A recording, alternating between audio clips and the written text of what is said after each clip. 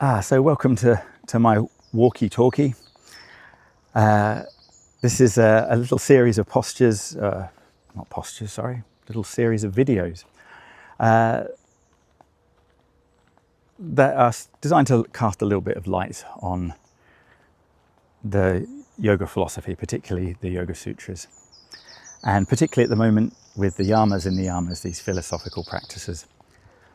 So we've discussed non-violence and truth in previous editions. But now we're going to get on to the practice of Asteya, which means non-stealing. So again, it's more obvious that this is a behavioural practice. It's an external thing rather than an internal attitude. And these days we can understand more than perhaps we used to about theft. It's not just taking an object that belongs to someone else. It's even intellectual property. It's taking someone else's ideas, and that can even come into realms of cultural appropriation and so on, which is particularly appropriate for a Westerner talking about yoga philosophy with authority. I don't know whether 33 plus years of dedicated practice gives me that authority. That's for you to decide. But I'll certainly state my sources in the Yoga Sutras of Patanjali. And there Asteya says, if you're established in this non-stealing, in this honesty, this integrity, then great jewels will be entrusted to you, things of great wealth. And we see this in daily life. We see that people who have no need for wealth are offered more of it. You know, someone who's affluent, or at least appears affluent, yeah, of course, borrow the car. Yeah, you can stay at the summer house for the weekend. But if someone who appears needy and has that energy about them, maybe we don't trust them with the car, maybe we don't trust them with the house.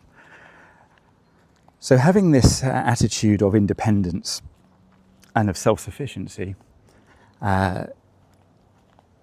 leads towards a great strength of character, and it also just means that it's easier for people to then trust you.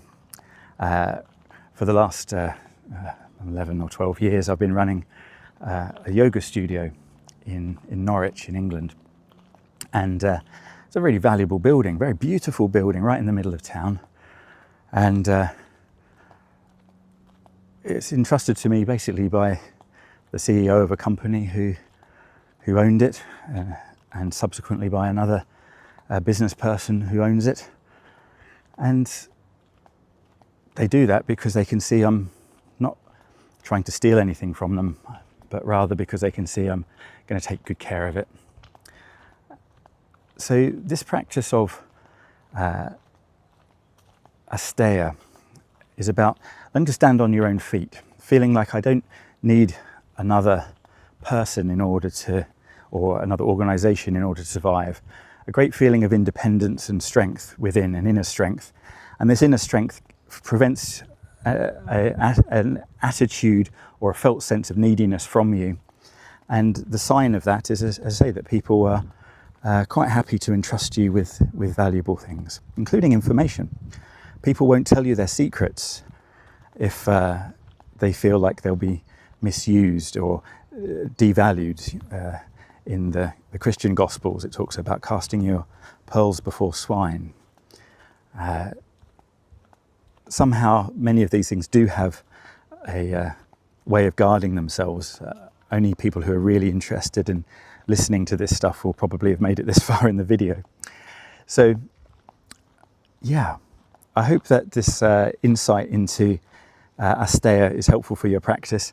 In terms of your posture practice, the way that might be applied would be, don't steal from tomorrow.